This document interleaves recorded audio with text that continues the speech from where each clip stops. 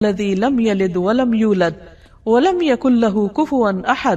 تو آپ نے فرمایا قسم ہے اس ذات کی جس کے ہاتھ میں میری جان ہے، اس نے اللہ کے اس نام کے ساتھ دعا کی ہے جس کے ساتھ دعا کی جائے تو قبول کی جاتی ہے، اور اگر سوال کیا جائے تو عطا کر دیا جاتا ہے.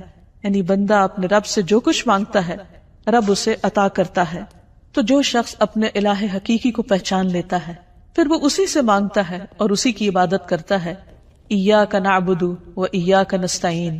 وہ اسی کی اطاعت اور بندگی کے لیے اسی کو راضی کرنے کی کوشش کرتا ہے، اور اگر اس کو راضی کرنے میں کسی اور کو ناراض بھی کرنا پڑے تو وہ اس سے ڈرتا نہیں، کیونکہ جو اللہ کو راضی کرتا ہے اللہ سبحانہ وتعالی اس کی حفاظت کرتے ہیں، اور جو بندوں کو راضی کرنے کے لیے اللہ کو ناراض کر دیتا ہے پھر اللہ تعالیٰ اسے بندوں کے حوالے کر دیتے ہیں. ہمارے لیے یہ بہت اہم ہے کہ ہم اپنی پوری